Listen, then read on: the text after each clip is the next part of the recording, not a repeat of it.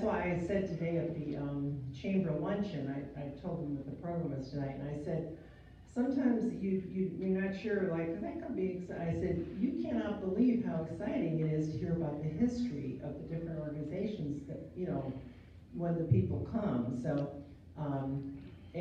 so again, we plug it, but and anyway, it is what it is, and we're so glad to have all of you here tonight. Thanks so much for coming. And Jim, well, let me open us with a prayer to start with. Dear Heavenly Father, we thank you so much for this beautiful day and this beautiful place that we live in. And we are so thankful for groups such as the Driftwood Garden Club that help to call attention to the beauty and help preserve the beauty and enhance it. And so we're excited having Margaret here tonight. Thank you for that, and thank you for all of the blessings in our life. We love you, and we pray in Jesus' name. Amen. And Jim, do you want to lead us in the Pledge of Allegiance? Jim is our Vice President. Oh. I pledge allegiance to the flag of the United States of America and to the republic for which it stands, one nation, under God, indivisible, with liberty and justice for all. That looks like a brand new flag. Thank you. Thank you so much. And while you're up, Jim, I'm going to let you come over and introduce our speaker here tonight. Talk about great organizations that have done great things, not only for Gulf Breeze proper, but for the area. And the Driftwood Garden Club falls into that category. 70 years old. 70 years of community service. Okay, I'm delighted to introduce Margaret Neyman. Okay, and she's going to tell us a little bit about that.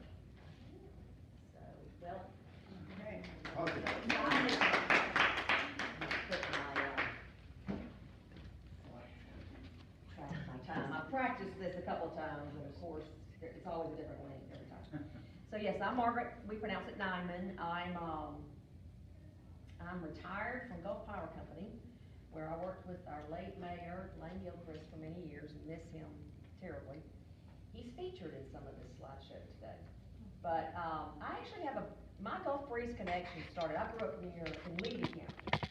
Williston is my hometown, Suki, Chiefland.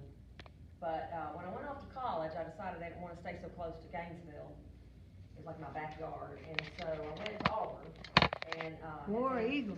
Yeah, I had family connections. My mother's from the state of Alabama, and so my freshman roommate, random draw, dorm 6 at Auburn University was Vicki Douglas Sullivan now, and she shows me on the map that her hometown was Gulf Breeze, Florida. I can still remember looking at a picture of that peninsula and her saying, it's on the way to the beach.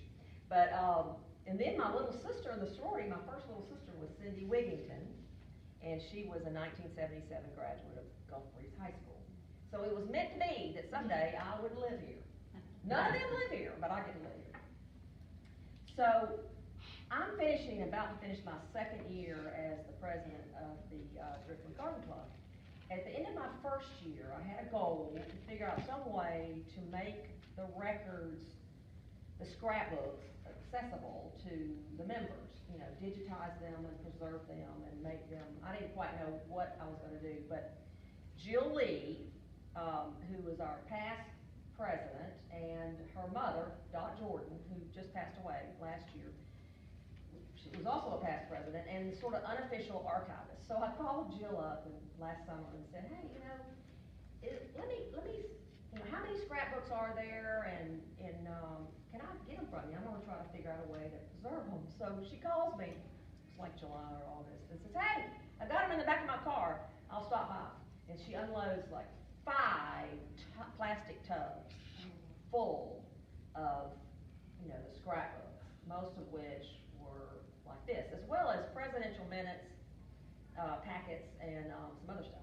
And then, I don't know, a month later, maybe a couple of months later, when Beverly Zimmerman, our former mayor and also former president, calls me and informs me that she's got some tubs in her attic as well. So she arrives with 3 more tubs. and you know, I guess I had not really ever thought about the volume of documents that 7 decades would create. So, I reached out to University of West Florida's archive department, and, cause I had seen a presentation they had made to the Gulf Power retirees when we were going away, no longer gonna be a company. Dean DeBolt, I don't know if you've ever had him. Yeah, He does a great job. It was the best presentation. So I called him, and, cause he talked to us about all the things they took. So I said, look, I told him what we were and what I had, and he was just lovely. He says, absolutely. In fact, we'll come pick them up, and we will catalog them for you, and give you an index of the catalog. Well, I didn't really wanna just turn it over to him before I had looked at it, you know. So I started on an investigation, and that's when I realized it was 70 years. I didn't realize that it was 70 years. I didn't realize it until I started with those first, and I meant to bring with me the first little folder that had the typed minutes from that first meeting in 1973. So I have been sharing this year, our year starts in September, and I've been sharing some of the history. Now, before I do that, one of the things I uncovered in this was the original artwork that some of these ladies did. This was from 1990 scrapbook. The flower picture previously was a watercolor, and it's got some initials on it. I don't know who did it, but I later found in I think it was 1970s, and actually at the end of the presentation I have that artist's name. But you know, in a scrapbook where I would do, you know, clip art maybe or whatever, she actually every month had a drawing of just like a Christmas tree and then flowers. It was just lovely. And then the yearbook cover this year, I used one of the artwork that was done. We have the originals. I'm not sure I'm going to give those to Westlawn, but yeah. So scroll to the next one.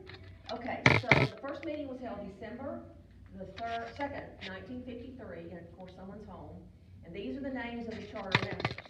I want to point out that I've highlighted Lois Hendricks' name because she will appear. You may have seen her name. It's on the sign for the park. Mm-hmm. And then the other one is Alma Jordan, and she was the first president of the club. So they were organized then. Go to the next slide. This is the mission of the club, and it's been pretty much this mission the whole time.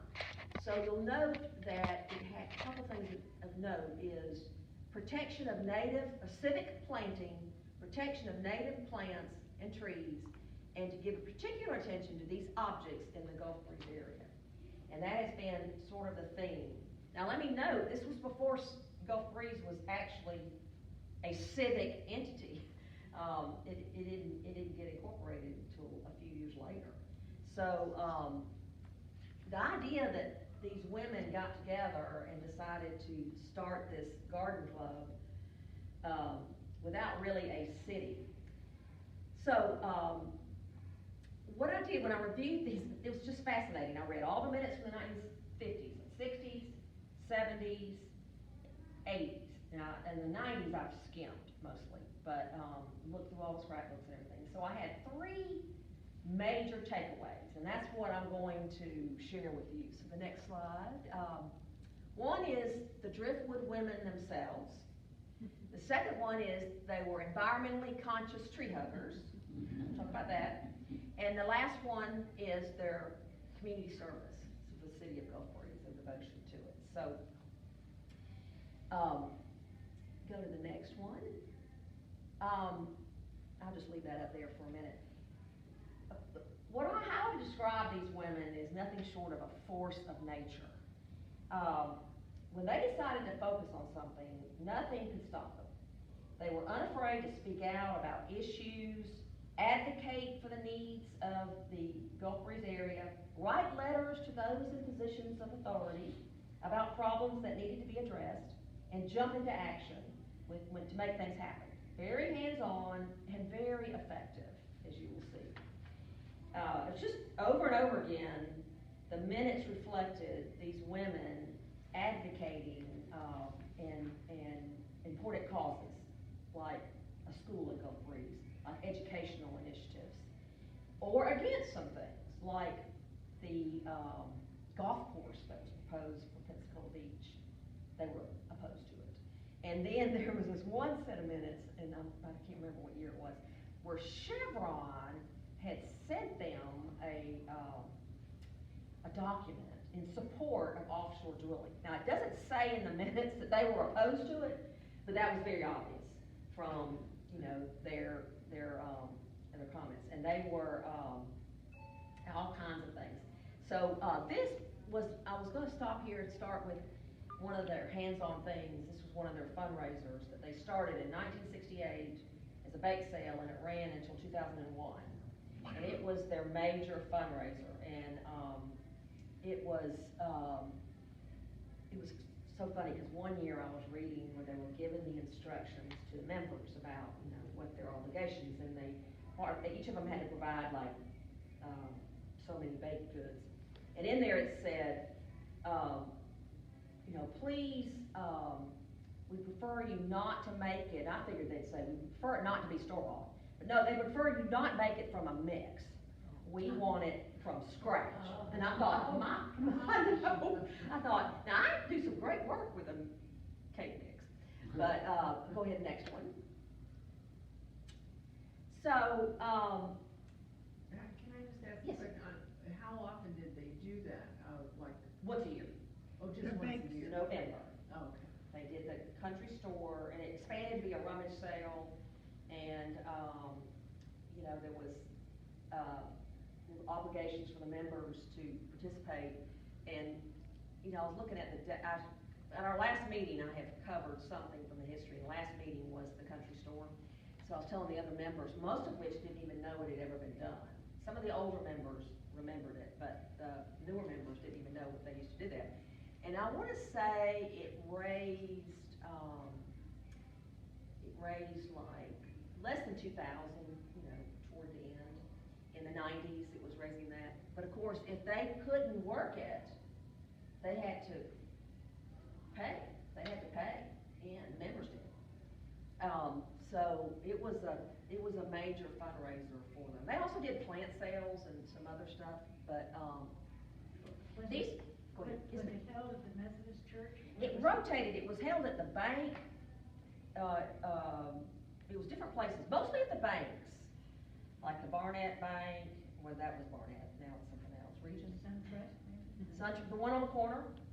That's where the pictures are from the first slide I had. But it moved around at different locations. The last year, it was actually a citywide tent that was held at the ball field, and yeah, and they had other people there, other clubs or other organizations were selling things, so it's a fundraiser. So as I said, they advocated for things like the school, conservation, beautification, and litter control, the golf course.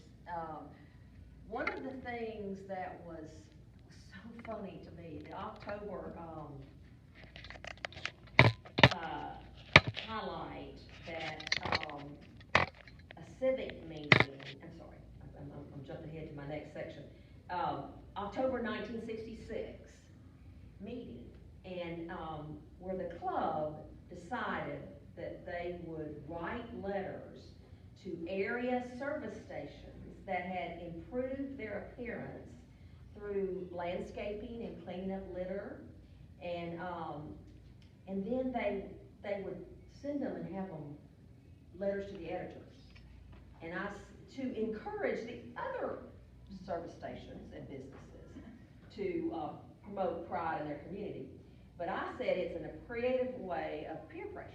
I mean, they were shaming the people that hadn't done it. This is what they were going to do.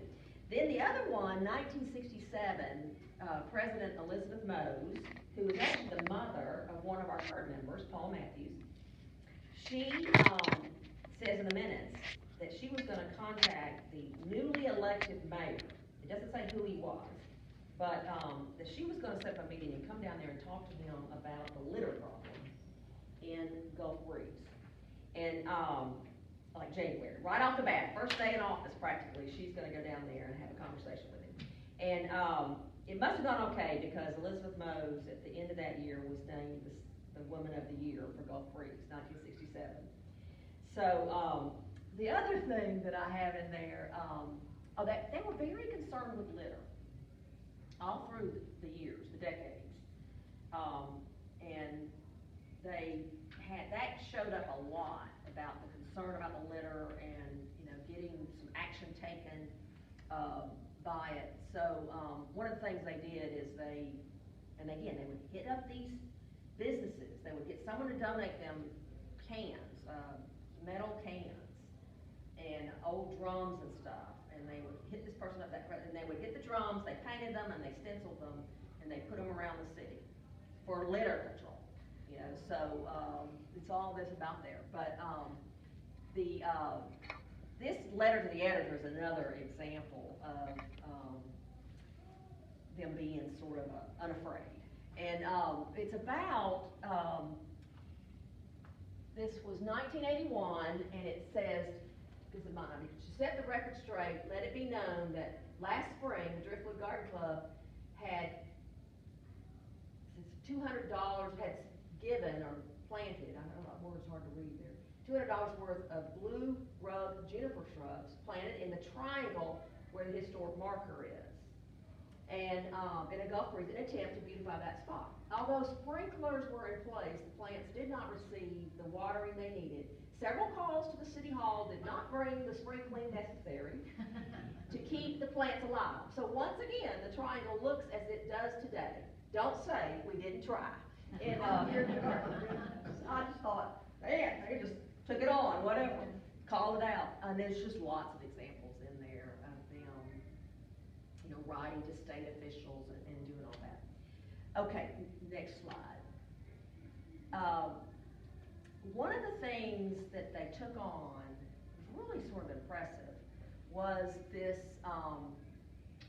sponsoring Operation Sparkle, which was a community-wide cleanup and beautification project. So this is an example of the school kids. It was multifaceted, and I think it wasn't just one day. I think it was like a period, maybe a month. It wasn't real clear. Go to the next slide. Okay, so it's 1973, Operation Sparkle. And this is the brochure that the Driftwood Garden Club put out. And then this is the Sentinel had their Sparkle Clean edition. And so it was, again, sort of like peer pressure, but everybody would have a project, that it was mow the grass, cut the shrubs, clean the litter up, paint, plant. As you see here, this was the Sentinel, and there's a whole newspaper that's in our records of that time. And so that was, leadership in a creative way to address this problem. And I can't help but look around today and see how beautiful Gulf Breeze looks. I mean, we don't have a bit of litter that I can see.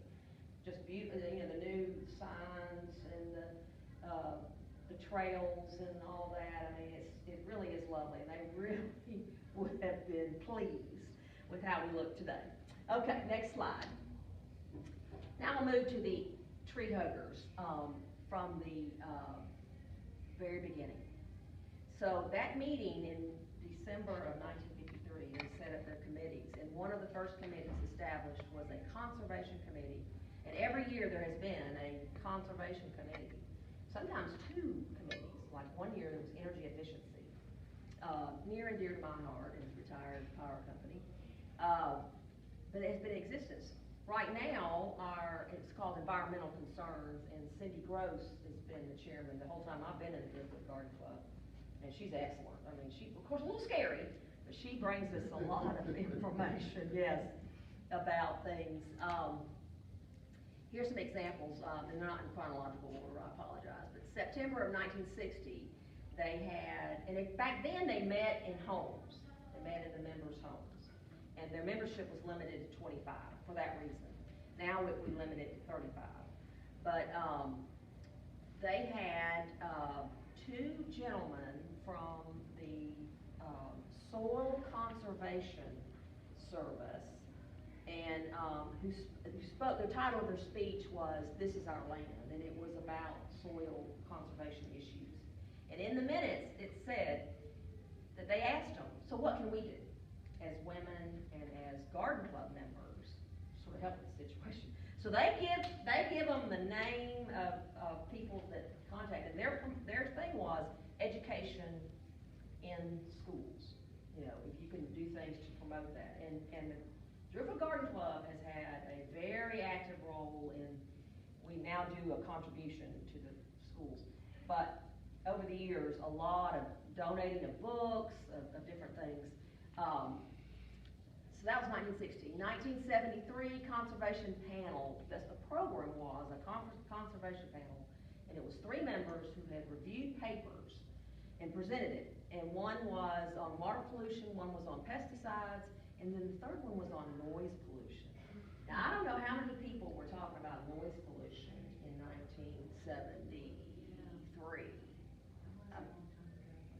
Yes, I mean, it became more, people became more conscious of it in probably the 1980s or even later. But Driftwood Garden Club was interested in noise pollution.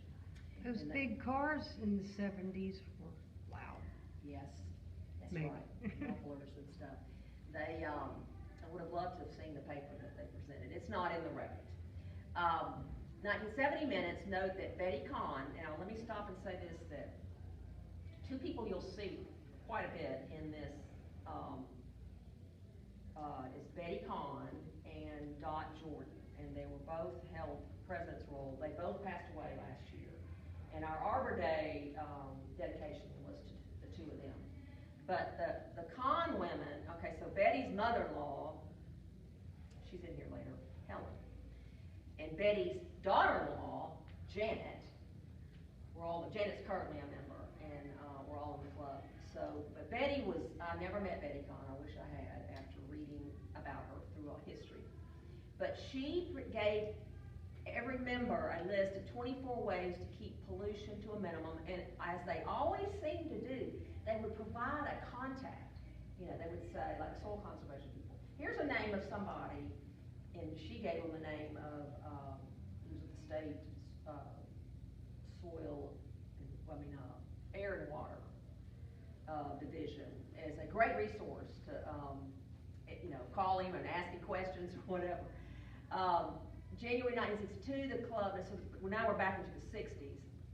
This was remarkable. They sponsored a local teacher, paid for her tuition to go to Florida State conservation course one summer.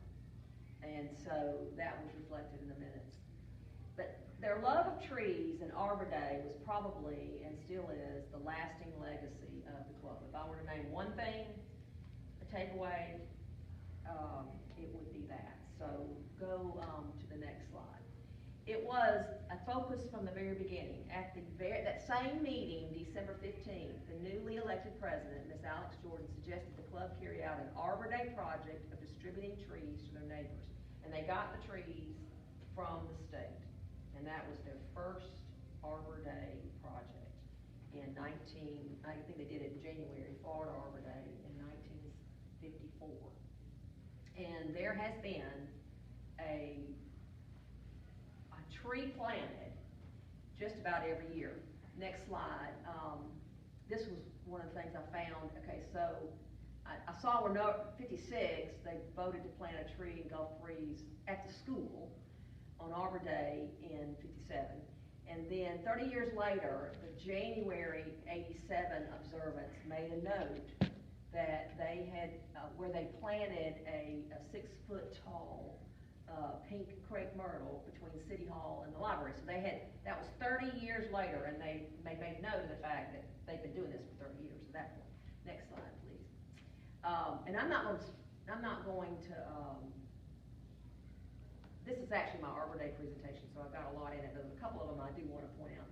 This one was, and that's Dot Jordan in there, and I think it's Dick Smith is the other gentleman. I'll talk about him in a minute. This is 35 years, and in the article it said 35 years, so it was still going on. Then, next one, this was from 1992, and Dennis Finch had, I believe his wife, he's passed away, was a member of the Driftwood Garden Club. But, next slide. This was 93. I put this one in here because look how young Buzz Eddie looks in this picture. This was his, I think, first year with the city. And, this was, holly, trees. Next one, 1999, reason I included this one, again, that's Dot Jordan, but they used to do them outside in the weather, and you'll see them in all these kind of handy coats. Now we do it here in the ceremony, that the city plants the trees, and then we have pictures, and we meet here, so they don't have to worry about the weather, but there was definitely some weather challenges over the years. Next slide. This is calls him Edwin Eddy, and Lane Gilchrist and Dick Smith, and then our president, and they planted that one, I believe, was somewhere around this area. I don't have it, I'll turn the next slide, let's see. Yeah, that's 2001. This was one of the, most of the time it's for a former member. So Hilda Beck had passed away, and it was that year. Next slide. So the tennis courts are in the background. There's a lovely holly tree. I don't know if it's still there. And one of our members has been, the city's got GPS markings they're gonna get to us, and we're gonna be able to go look at every single one of these trees. So that's something that we want to be able to do. Next slide. This is the program, and this year they dedicated it to the victims of 9/11.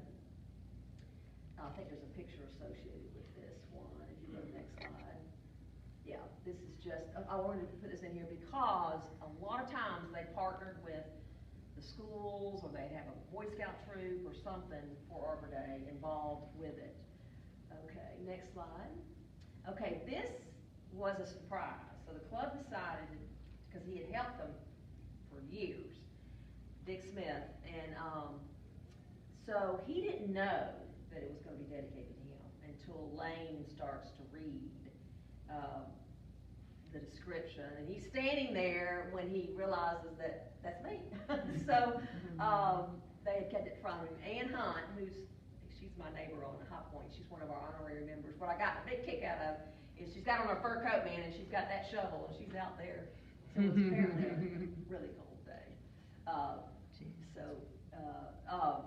Mona Brown is an associate member. Ann Hunt is now an honorary member, and of course we just lost Miss Jordan. Okay, next one. This one was our 50th anniversary. That same year, we honored Dick, but the city sort of had a 50th anniversary, and they had a proclamation for us and everything. So that was a big deal. And I'll talk a little bit more about 2003. Next slide. This was the guy, the Hodges Park. Somebody told me the story that he passed away, but he was terminally ill, and he donated the land for the Hodges Park, and we put in a 20-foot sycamore tree. That was our, in his memory, to the Hodges Park, and those were his kids right there. Beverly, I think, was mayor at this point.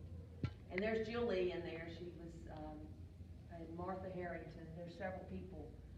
Martha has actually came to our kickoff meeting this year, and I had brought in a bunch of the scrapbooks, and it was great. You know, she was able to tell us a lot of things. It was neat.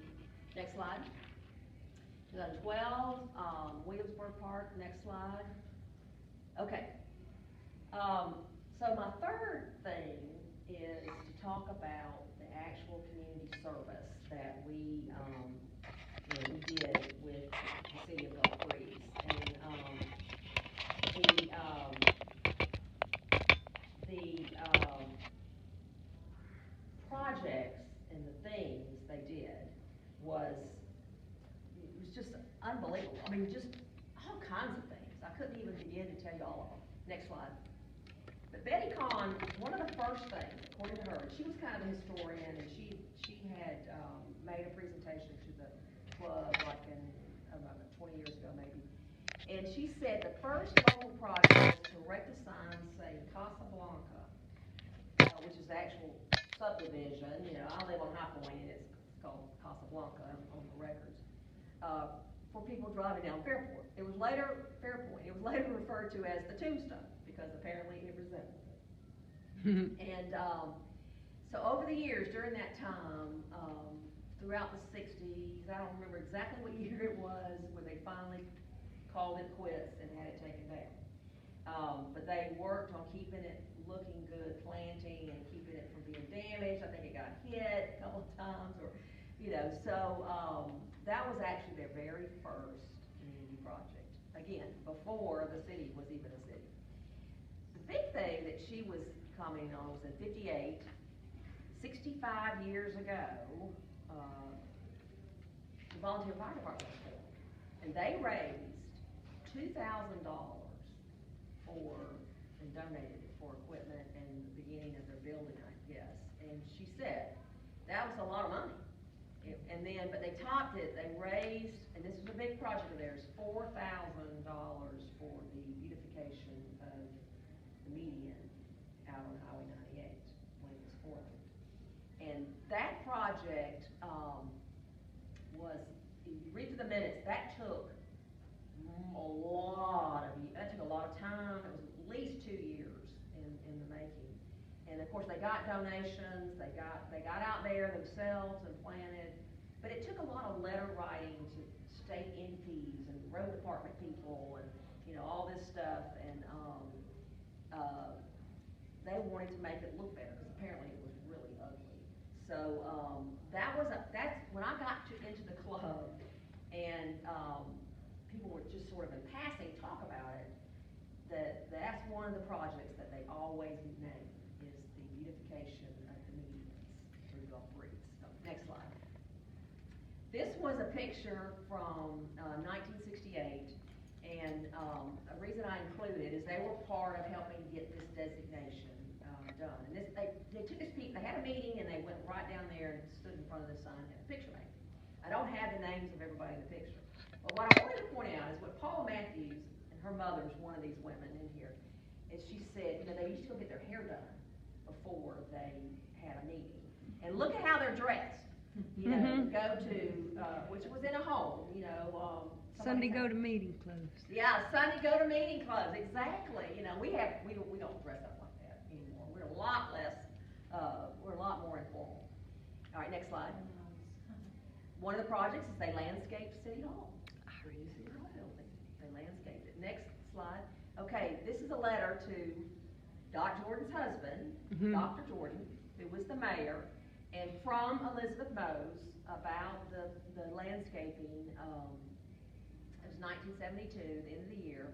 It's from Paula Matthews' mother to Dr. Jordan, husband of Dot and father of current member Julie. So the legacy there, but just went through everything that they had done to do this. And I think as a typo in the minutes, I saw it was $5,000 that they committed. It says here $500. I don't know if that was a multi-year thing, but the minutes said $5,000. Okay, next slide. 1974, Betty Kahn was the president. The Chamber of Commerce, the Community Club of the Year was awarded to them. Okay, next slide. This is the biggie that, you know, I would say next to the median, this was a biggie. Now, when they first started, they were members of the Federation of Garden Clubs. And so they decided that it took 2 years, it spanned 2 years as well, fundraising and coordination. They decided to mark the trail, you know, put the sign in and mark the trail at Shoreline Park. And it required, like, I know Gulf Power and Bell South. A friend of mine, I left the actual award packet with its pictures on the table. I had it next to the computer and left it. But there's a friend of mine, Glenn Strange, who has a tree company. here, and, I knew he had worked for Bell South, but I had forgotten, and his picture's in there, cause they had laid old telephone poles, you know, to help mark the trail. And, I think, you know, I've been asked about Lois Hendricks, and, but let me back up and say this. So in June of 1986, they won the State Kellogg Award from the Federation and the National Kellogg Award as for the awards given for, civic achievement. And so, this was a really big deal. And so, the next slide, I have a picture of, she had passed away, and so, she was a charter member, as I was showing to you first. And she's the one, and she's in this picture, where they wanted to have a sign. She sort of championed that cause. There needs to be a sign at the front of Shoreline Park. So this is them, and she's in the picture, and they're physically working on the sign themselves. They did have husbands and people that helped them, but a lot of times you'll see these ladies with the shovel or the hammer or whatever in hand. And so that was who it was dedicated to, and her name appears on the sign. Let's see the next picture. I thought it was so funny. After they had finished the first loop, there's 2 loops, and they had, you know, they'd gotten the signs of the plants and everything. Their meeting was, they covered the signs up, and then they had a contest to see if the members could name the plants. That was their program for that time. Okay, next slide. One of the things they did, they had an annual work day, and this is obviously at the tennis courts, and I included, and this is like when they did the trash cans. That was a work day. And then this is actually Helen Kahn on the left there, Betty Kahn's mother-in-law. And I had said this at Arbor Day. I'm not sure how we would have survived without the Kahn women, because they were definitely part of that force of nature. They were very high performing. Next slide. One of the things, this was one of the work days was finishing, getting the trails ready. So once a year they had there was a work day committee, and there was some project that they actually did. Okay, next slide. Here's one where they partnered with Troop 11, and they beautified the soccer field. This was '86. They also had, I didn't include this in here, the red top project at the school that were planted around to shield the chain link fence, so people driving by couldn't see into the kids playing. So they spearheaded planting a bunch of red tops. Of course, then that meant that they had to maintain those red tops. They can be quite overwhelming. So there's a lot of pictures with the members having a work day of dealing with those red tops. But okay, next slide. They donated, and I had these with the Arbor Day honorees, Dot Jordan and Betty Kahn, donating a microwave to the rec center down the highway. And look how, that was very expensive. They were incredibly expensive at this time. I mean, you know, it was like, I forget how much it was, but $500. They were like $400, 500, 800.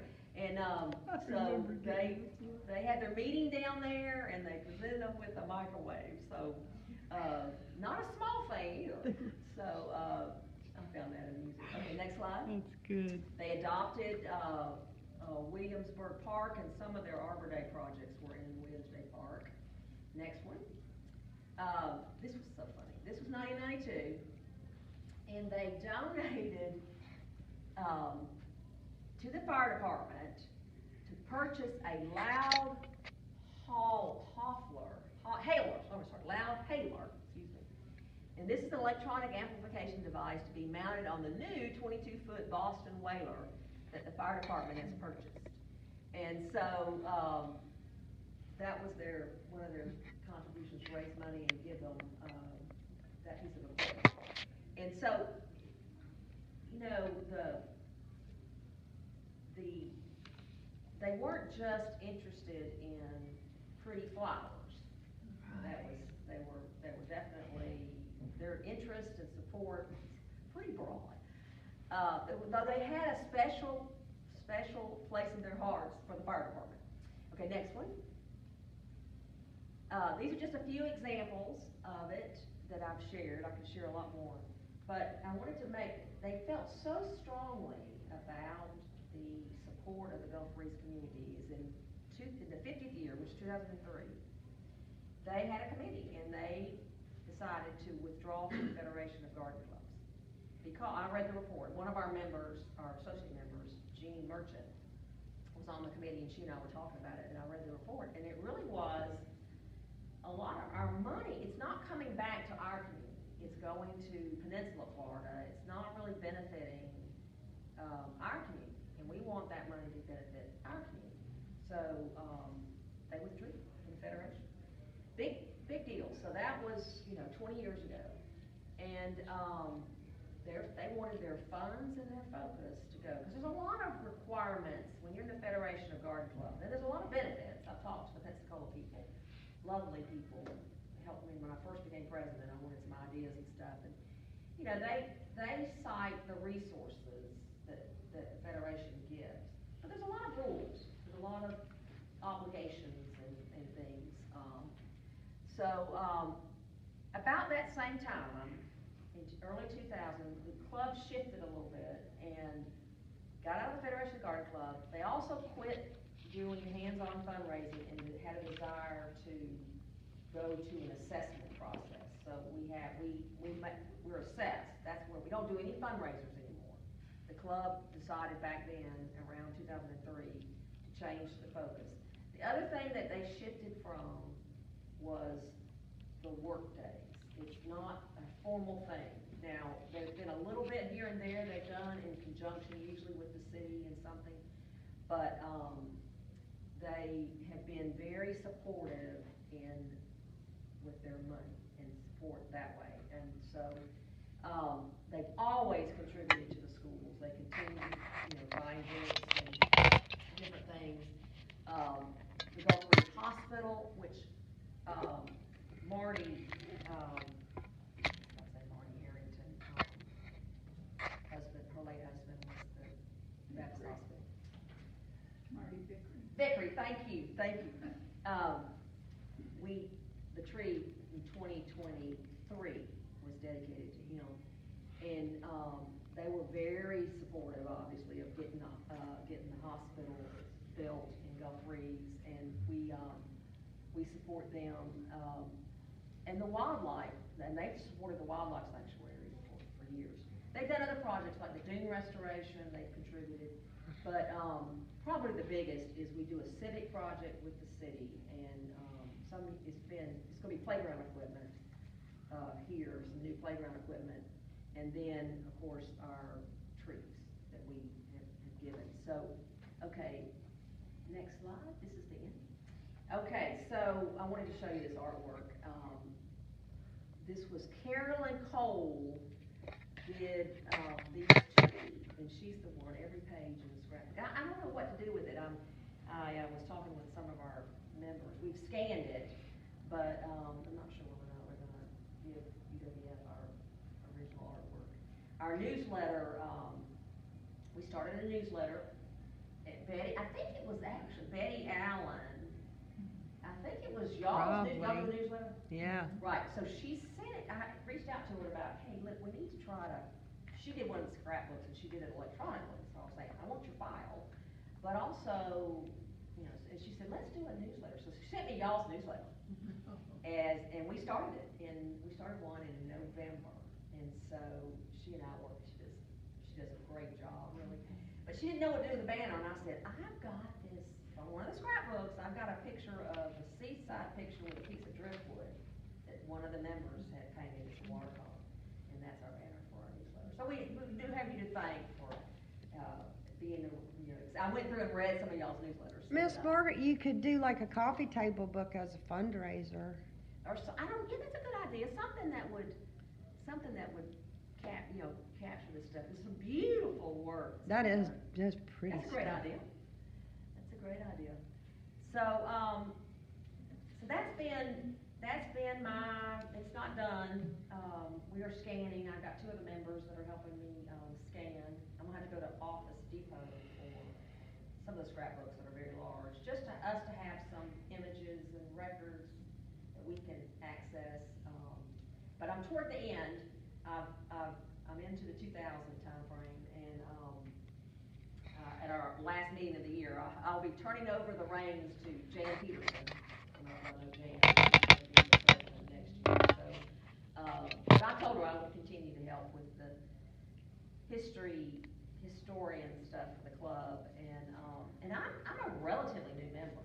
I was nominated and was voted in February of 2020, and promptly we didn't have another meeting for another year, and or maybe even a year and a half. I think we didn't start back until September of 2021 was our first meeting, and so.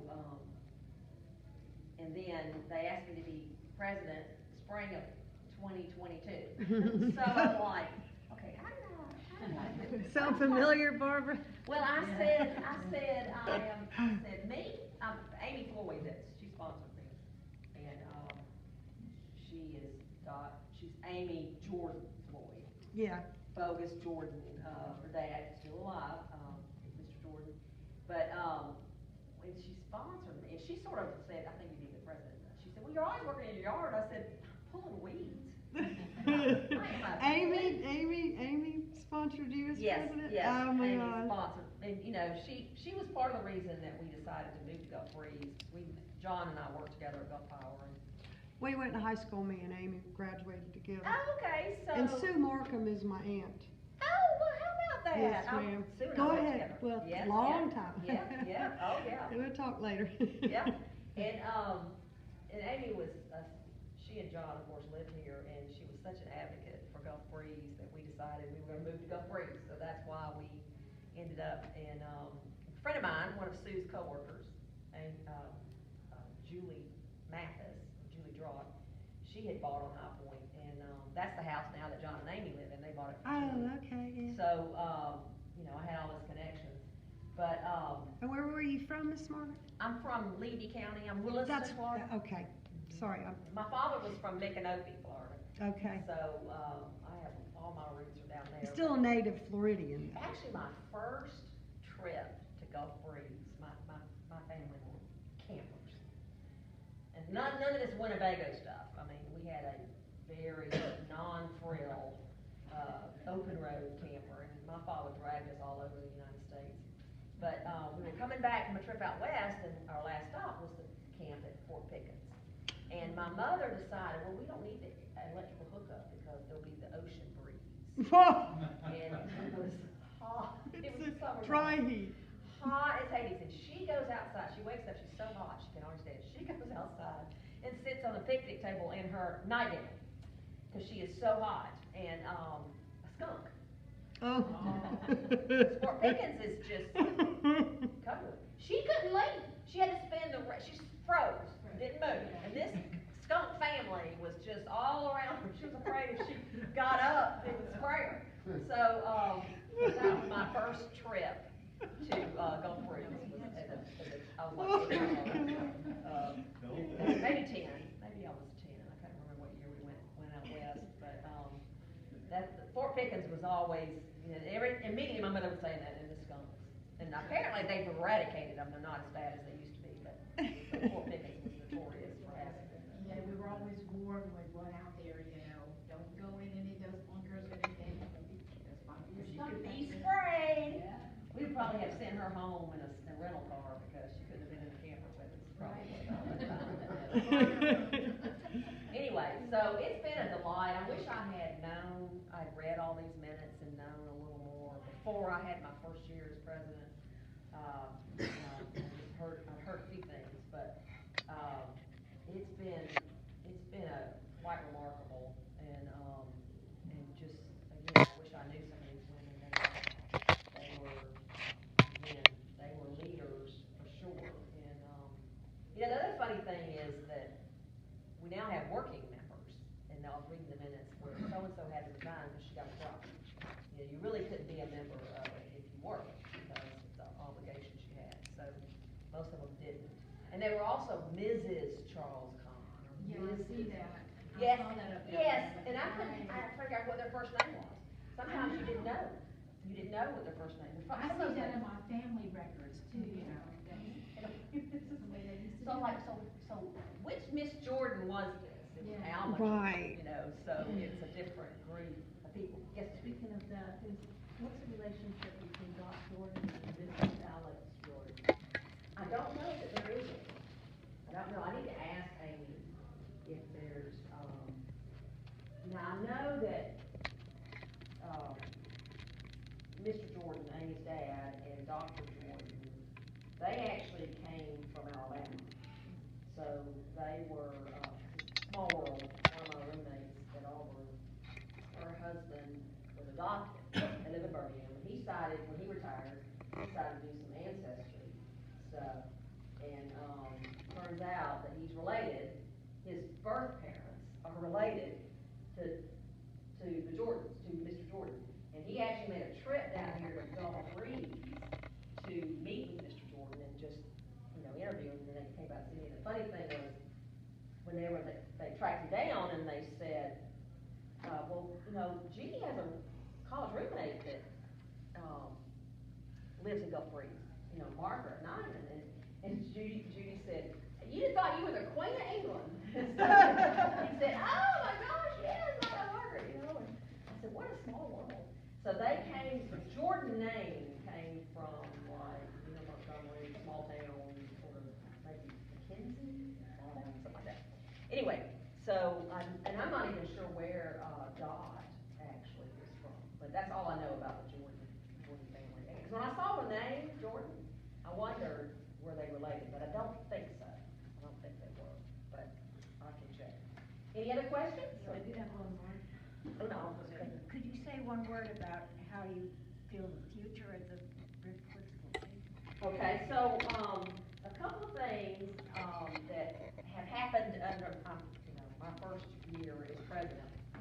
We did a massive overhaul of the bylaws, and one of the most significant things we did is there used to be a residency requirement. There could not be a member of the Driftwood Garden Club unless you lived in Gulf Breeze. Now that included the beach, it included the Gulf Breeze zip codes.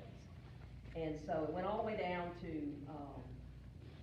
Midway, Navarre. thank you, Midway, correct, that That's wherever where I that live. is. And, so we had, now some members, like Betty Allen was grandfathered, because she joined the club and she lived, and then her house got destroyed, I think in Ivan, and that's when she moved over. Yeah. And so, but she was one of the ones that said, why do we have this residency requirement? So I undertook that one, and a lot of work and discussion, and I called the Pensacola Garden Club people, and lovely people, and talked to them, and the lady made the point, she said, why do you care? Why do you care where they live? If they are gonna support your mission, Gulf Breeze, very, very clear, and they pay their dues, why do you care where they live? And I thought that was a very good point. So we went through it and we changed it. We also raised the membership 35, and, we changed our residency requirements. So we've expanded and we actually had, this year alone, 5 members that have new members. Very high performing new members. Last year, Jan Peterson, sponsored, Helen Caffrey, who is a transplant. She worked at Penn State University for years, and she is oh my goodness, she's a great resource for the garden club, and she has birds and butterflies. So we have attracted, I think, some people, some of which are members of other garden clubs, that are all, I would describe as very high performing members, knowledgeable and committed to their, the mission of the group. We have Beverly Zimmerman, she does Arbor Day, and she's great. And so, I feel pretty good about it. I think, Jan Peterson's got some new ideas. But that was a very major shift when we changed the residency requirement. And, we're not capped out. We have, even with the newest ones this year, I think I've got a member that's gonna go associate probably. We're under 35, so we still got vacancies. And so Jan's got a lot of great ideas that she's going to bring. I think she's gonna move us forward in a great deal. So let me call you Well, next. you said you don't do fundraising anymore, but yet you support all these organizations, so It's how done do you get the through money? the member assessment. What is that? Can you explain what that is? You have your dues, and then in the fall, and I don't even remember how much it is per member, but and the associate members also, they actually pay higher dues, it's kind of funny. But you write a check, basically, that's what they say. You write a check, But like what range? it's less than 50, I can't remember how much it is, honestly. And you can do all this, you only pay $35 a year. How many members are you? We're 35. 35. that's our cap, we're gonna probably reach 32. I haven't Okay. counted up again, I think we're gonna drop back down, because I think our member's gonna go associate, but honestly, I cannot remember the dollar figures. We just paid our dues, and I can't remember, But that wouldn't be much money to be able to support all. I would say this, I'll be honest, I think, and Beverly revealed this to me, like, some years, some of the members just step up and donate. Like one of our newest members just wrote us a $200 donation when she joined. On Arbor Day, there's different people, that, I think Bill and Beverly have done this, where they have actually stepped up and, bought, and filled the gap between the budgeted item for the tree and the actual amount. So I think there are also some just donations made by members. That sounds familiar too. And but they do a good job, like, Beverly, man, there's a lot of turnover in the city.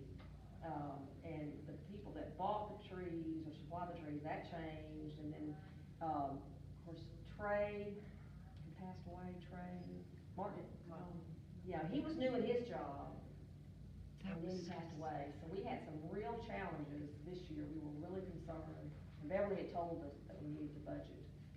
We have a reserve, a pretty big reserve, and so she said, I think we need to budget more for the trees. It turned out it wasn't as bad as we thought, because, we ended up being able to do it within the budget that we have for trees. I wanna say it's like $400 a tree, but, they're not as big, we don't do 20-foot sycamore trees anymore, so, as we once did, but, that was, that's probably the number one thing they'll sacrifice everything else, before they do that. But a lot of it, members donate, like, they'll do it in the name of Driftwood Garden, like the books sometimes, those are personal donations that are given to the schools and stuff. And we get the nicest letters from them, they're so appreciative of, anything we do, any type of, it's usually around gardening and, trying to, or conservation or something like that, so. Okay. And Earth Day, sorry. You said you have a think today's membership Earth Day. of 35. Do people apply to become members, or when you reach 35, you just do not let anybody else join? So what we did, that hasn't been a problem since I've been, active in the club. From reading it, I believe they had a waiting list. If they had somebody. And usually, the way it works is you have to have a member that sponsors you. Oh. And then they get, and sort of make sure that the person is going to follow the mission of the club. But usually, people sisters, Jan Peterson sponsored her sister, Babs, which is Cashin, which she's great. And, So does your board approve? yes, and then the board applications? approves it, and, But you're required to put hours in. nope. Oh, I thought you said. The only thing you're required to hold well, there's an attendance requirement to be engaged, but a committee. If you are either serve on the board, or you are a committee chairman, or you work on a committee, that's the only requirement. And it's really left up to the board. Now we've got it set up, the bylaws,